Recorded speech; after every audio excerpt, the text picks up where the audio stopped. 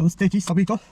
मैं कहता हूँ ना कि भी मानसिक हम स्वतंत्र थोड़ी हैं। अब तो बहुत देर से और सोशल मीडिया ने तो और स्पीड पकड़ दी ना, और जैसे बोलते हैं ना कि मॉडर्नाइजेशन, आधुनिकता, वो और स्पीड पकड़ता है इन चीज़ों की। जैसे मटीरियलिज्म के फेवर में और मतलब उस तरह की चीज़ों की ना स्पीड बन जाती है। कोई भी तुमने प्रोपेगेंडा करना है तो उसको सोशल मीडिया बहुत स्पीड से उसको स्प्रेड करता है, बहुत स्पीड से।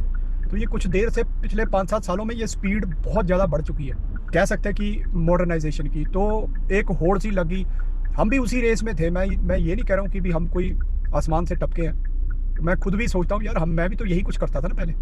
अभी मैं देख के यार मुझे लगता है, क्योंकि मुझे इनकी सच्चाई मालूम पड़ गई है ना, और वही सच्चाई मैं आप लोगों को बताने की कोशिश करता हूँ कि भाई जो इंग्लिश का हमको इतना वो होता है ना, एक जैसे बोलते हैं ना एक स्टेटस सिंबल।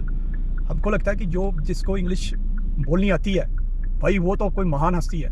इसलिए खुद बंदे को चाहे आए ना आए, लेकिन बच्चों को सोचता है यार अंग्रेज बना दो। ये हमारी मानसिकता हो गई है। तो ये मानसिकता गुलामी की मानसिकता है, क्योंकि इनकी भाषा की मैं बात बताता रहता हूँ कि जिनको मतलब पता ही नहीं है कहाँ पे CH को चा बोलना है, कहाँ पे का बोलना है, वो उस भाषा को हम इतना महान समझ के और उसको अपनाते जा रहे हैं। जिनको मतलब ठीक है चलो ये तो भाषा होगी ना, ग्रामर बना नहीं पाए, लेकिन इसको एब्सर्ड भाषा का कोई इनके पास वो नहीं है, जवाब नहीं है अभी क्यों नहीं बना पाए, इसको ये उन्नत क्यों नहीं कर पाए, है ना। हमारी देवनागरी या हिंदी लगा लो, उसमें तुम कुछ भी बोल लो, कुछ भी लिख लो, जो बोलो वो लिख सकते हो, जो लिखो उसको सेम टू सेम पढ़ सकते हो। तो ये कहना चाहिए मुझे कि जो भी तुम बोलो उसको तुम सेम टू सेम लिख सकते हो।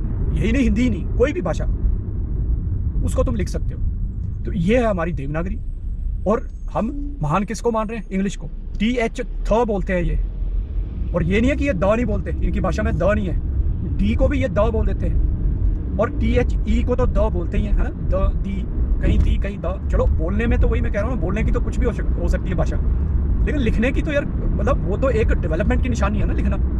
एक मॉडर्नाइजेशन, एक well developed, scientifically improved, evolved वो बन जाती है ना आगे। लेकिन वो कहाँ इसमें नजर आ रही है कहीं। और इस तरह की अब्सर्डिटी को इन्होंने छुपाने के लिए क्या किया है, सारी चीज़ें उल्टी पुल्टी। हाथ से खेलने वाली गेम होगी उसको बोलेंगे फुटबॉल। अब भाई फुटबॉल जिसको दुनिया फुटबॉल बोलती है उसको क्या बोले? उसको सॉकर। तो ये इनकी जो सो कॉल्ड एडवांस्ड, डेवलप्ड, और उसके लिए हम लालायत रहते हैं। वो क्यों रहते हैं?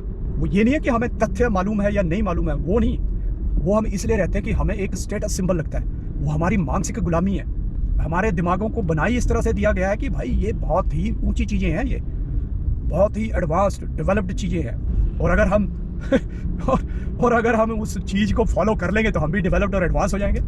इसी कारण से होता क्या है, जिसके पास थोड़े से पैसे आते हैं, जो इकोनॉमिकली थोड़ा सा आगे बढ़ता है समाज के अंदर कोई व्यक्ति, तो वो क्या करता है, वो इंग्लिश बोलनी और उस तरह से बिहेव करना शुरू कर देता है, मतलब अंग्रेजों की तरह से बिहेव करना शुरू कर देता है। तो ये मैं देख के थोड़ा सा अभी मुझे ना थोड़ी वो होती है, एक तो जिसको बोलते हैं हैरानी भी होती है, और थोड़ा सा मतलब हमारे अपने मानसिक उस पर जिसको बोलते हैं कि बेचारापन महसूस होता है। तो मैं इसलिए चाहता हूँ कि हम, जो मेरे को महसूस हो रहा है ना अभी ये सच्चाई जान के, वो हमारी आने वाली पीढ़ियों को ना, नेक्स्ट जनरेशन हमारी पीढ़ियाँ हैं, आत्मग्लानि की जो है ना वो चीज़ महसूस होती है कि हम किस चीज़ को हम महान समझ के और लालायित रहते हैं उस चीज़ के लिए।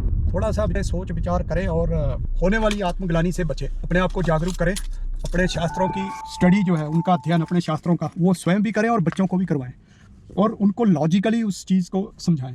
क्योंकि लॉजिकली अगर हम रिलीजन्स की बात करें तो रिलीजन्स में सिर्फ यही कहा जाता है कि आपको फेथ रखना है, लेकिन हमारा जो रिलीजन नहीं है, हमारा जो धर्म है, हमारा जो कल्चर है, इसमें बताया यही जाता है कि आपको कोई भी शंका है उसके निवारण के लिए प्रयत्न करने हैं। आप शंका लेके नहीं, आपने सिर्फ फेथ के नाम पे कुछ नहीं करना है, आपने उसका रीज़न पता होना चाहिए, आपको कारण पता होना चाहिए किसी भी चीज़ का। तो ये चीज़ मतलब हमारे जब इतनी स्वतंत्रता हमारे धर्म के अंदर ईश्वर के प्रति, उसको जानने के प्रति, उसकी परिभाषा के प्रति वो है, तो फिर हम क्यों मतलब कि इधर उधर भटके और उसको जानने की कोशिश न करें। और शास्त्र ज्ञान से भरे हुए हैं हमारे शास्त्र। अब ये देखो कि सूर्य सिद्धांत एक ऐसा ग्रंथ है, सूर्य सिद्धांत लगा लो, धन्वंतरी का आयुर्वेद लगा लो, योग लगा लो, पतंजलि का योग है, पाणिनि की ग्रामर है, मतलब बहुत ही उत्कृष्ट प्रकार के ये ग्रंथ हैं, लेकिन हमने कभी पढ़े नहीं, और ना हमें पढ़ाया जाता है, ना हमें बताया जाता है, बस अंधेरे में रखा हुआ है। तो इसलिए थोड़ा सा जागें और पढ़वाएं, अपने बच्चों को पढ़वाएं, और